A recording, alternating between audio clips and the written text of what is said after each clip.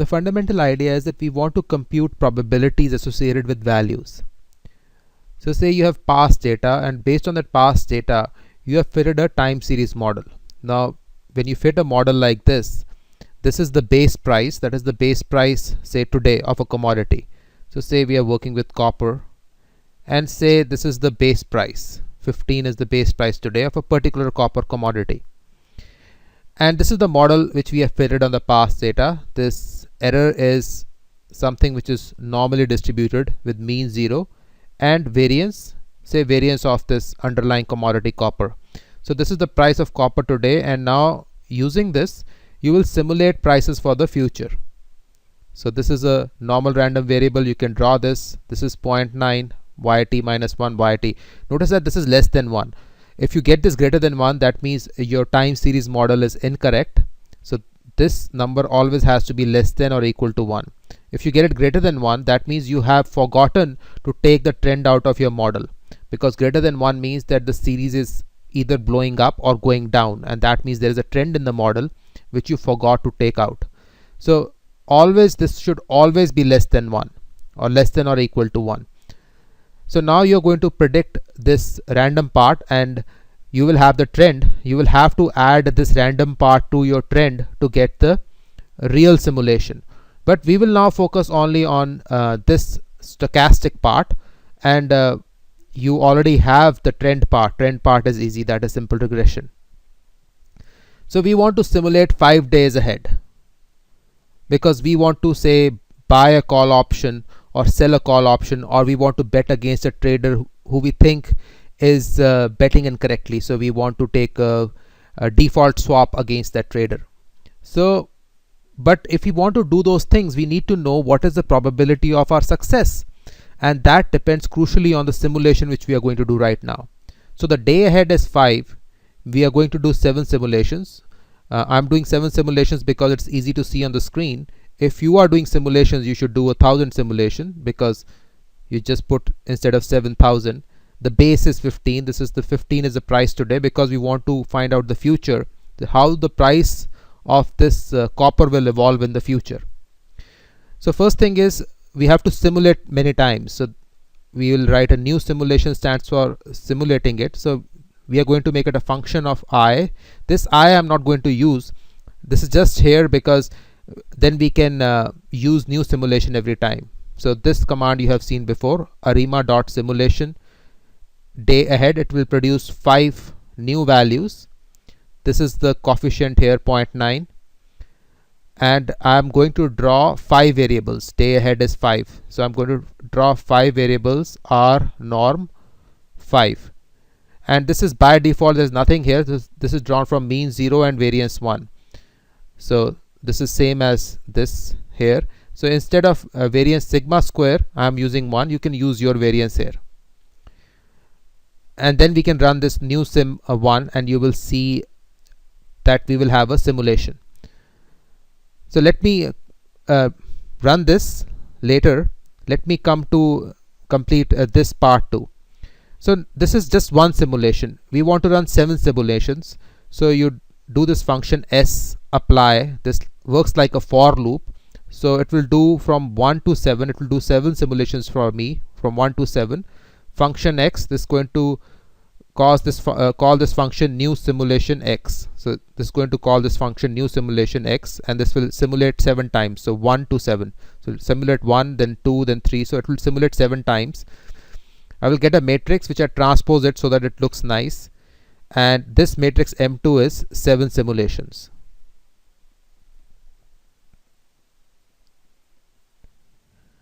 So once you do the simulations, then you have just gotten the time series part. You've gotten the stochastic part, this part, and this random variable. This 15 is still missing, because notice that in this new sim function 15 is nowhere.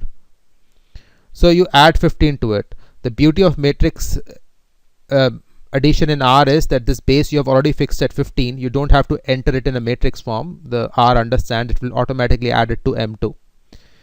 And then we calculate the mean, and this mean is what is the prediction, and this prediction is kind of useless because it does not come with probability.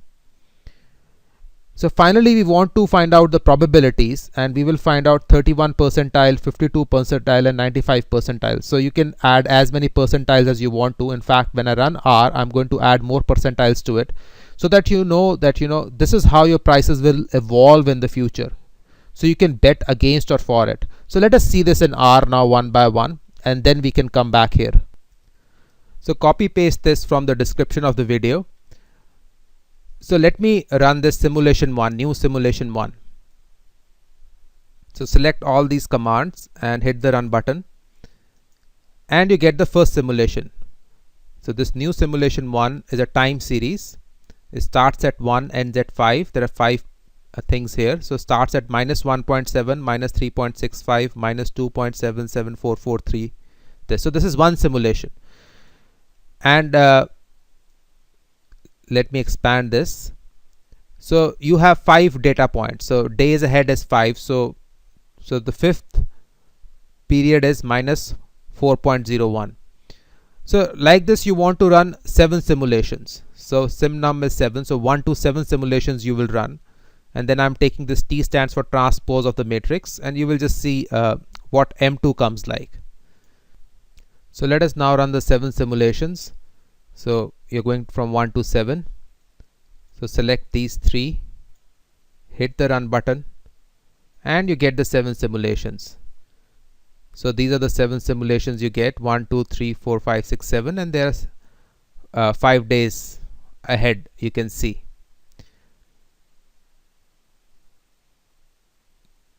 Now you can add your base price to it.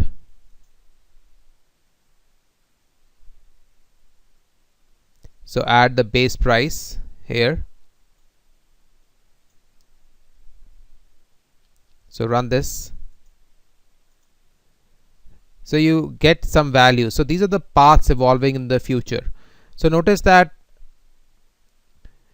on the second day you could have any value. So the price could go up or it could go down. So I have drawn 7 values. If you draw 1000 values, this will look really nicely drawn. And in the future, the price went down tomorrow on day 1, then day 2 it is 14, still less than 15. On day 3 it became 16, on day 5 it became 17. So similarly here, the price started at 17. So today's price is 15, but tomorrow it could be 17, then it could go down to 16, and in 5th day it could end to 15. So large number of scenarios. So these are the scenarios which are generated for you. Now we want to put a probability distribution on these scenarios. So first I want to talk about why predict is useless. So predict is kind of applying a mean to it. So if I run this mean function, this gives me that the mean values are going to be 13, 14, 14, 14 and 15. So that is, they're slightly less than the value today. So it does not give me any information. It's kind of useless. On the other hand, I can apply quantiles to it. So I want to compute what is 31 percentile, what is 52 percentile, what is 60 percentile, what is 70 percentile of simulated values, what is 95 percentile. So these percentiles are probability. So let me run this, and then we will see what comes out.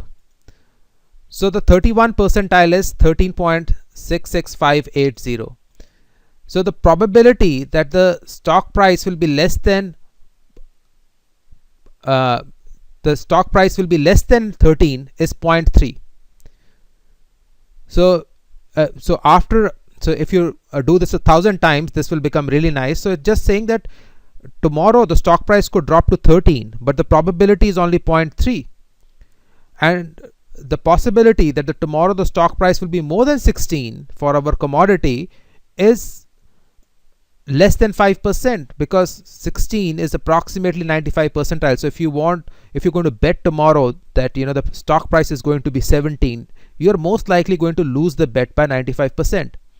So this gives you a great handle on the probability. So you can put in any quantiles you want to. You can actually find what is the probability of the stock going to be on day 5. So what is the probability is going to be more than 17? What is the probability is going to be more than 16? So these are the quantiles. So the probability that it is going to be, say, more than 16.5 is only 40%. So this is extremely useful tool, because although you do not know what values will be in the future, you have no idea what the future will hold, but you can tell probabilities associated with the values. You have chalked out 1,000 scenarios, and from those scenarios you're building probabilities. So they are grounded on past data because you have this time series model, and then you can buy or sell derivatives accordingly. So you can buy a call option. If someone is selling a call option which just lies in this range, someone is saying that, okay, the price is not going to exceed 16.5, and there is a 40% chance that the price will actually exceed 16.5, and since buying a call option is really cheap, you can calculate the expected value and start investing in that call option. So this is an extremely important exercise. Again, notice that this 0.9 means that there is no trend in the data. So this model is true only for short term. If you're trying to do long term model, then you have to look in the trend in the copper prices, and long term almost always fails. So like John Maynard Keynes said, that in the long run we are all dead, and that is extremely true for the case of these models.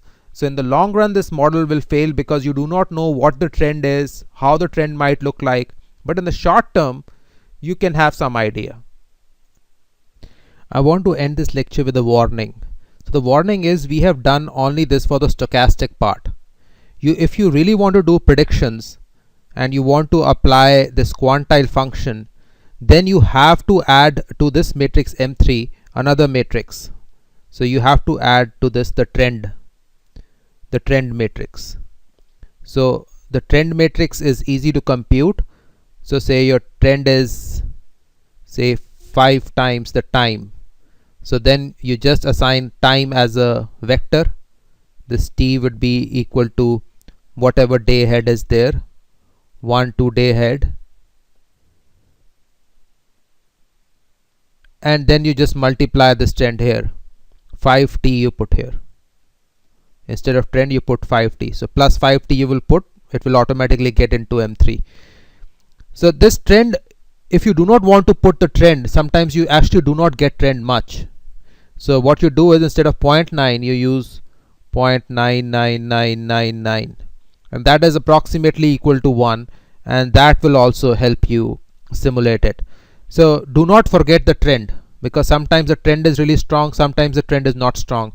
If you want to just not worry, for 5 days the trend is not going to matter that much unless the market is really bullish. In that case, if the market is kind of stable and not bullish, then just use 1 here.